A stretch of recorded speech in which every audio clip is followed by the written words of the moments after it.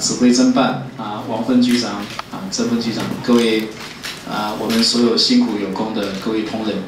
各位媒体朋友我们4月22号在罗东发生一件这个持枪这个枪击身亡造成身亡的这个命案的事件。那一开始我也得到这个我们徐局长第一时间就有通报我们马上组成专业小组大概全力就侦办，同时在第一时间就在罗东分局同仁的辛苦透过这个监录系统一直在案发现场的周边不断调到相关的影像记录马上就有锁定，然后在这个配合地检署这个检察官的这个指挥监办。那我们所有同仁刚刚问了说在嘉义守候了几天因为案嫌大概也打了好多的行动电话，那我们有锁定所以在嘉义市守候了3天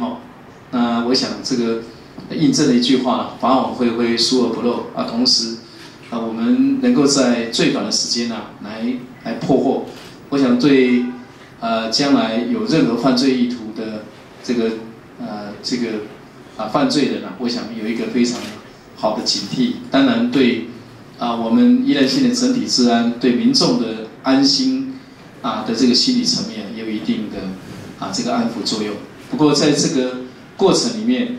我们今年以来好多的刑事案件，我们都在最短的时间来破获。我也要特别来向徐局长带领的团队尤其是2位副局长跟这个同仁都发挥专业。我们在最少的人力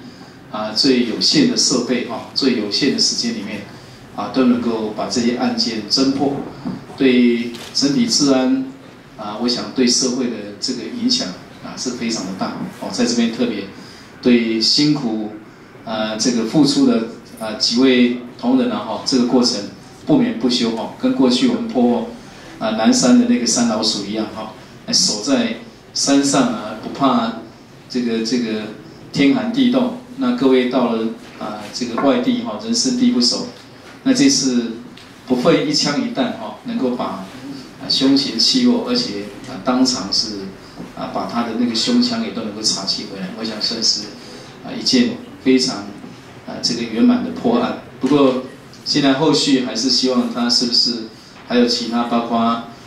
这个中北地区的牵连案件我们都还是要持续把它这个掌握清楚。那在这边我也要跟我们宜兰县的乡亲各位媒体朋友报告我们为了要让整体的这种治安这个运用科技的系统更有效来保护我们县民的这种生命财产安全。那我们现在的入口监录系统我们除了原来分年建制的这个准备以外，几个重要对外的这些入口的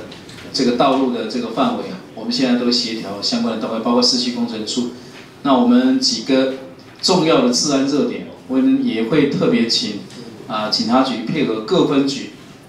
需要的部分我们都要加强建设。而且我们现在也在几个民间，包括寺庙包括有一些商店企业来讲配合，我们会持续分成2个系统来把这个系统整合我们呼吁这个所有的乡亲对于所有的预防犯罪我想这是人人有责。我们希望如果有店家已经有监录系统，不过在对内那对外的部分能够再加装一支对将来对自己或对邻居对社区里面都有很大的帮助一并在这边来向我们宜兰的乡亲来做这样的报告最后还是谢谢各位的辛劳那我们希望犯罪还是要在预防它没发生的时候，所以将来我们还是会重点在这个枪毒几个对影响县内治安比较重要的这些影响的因子我们会持续来做预防犯罪的宣导哦，在这边特别再次的谢谢各位的新导，也谢谢各位媒体的朋友的参加。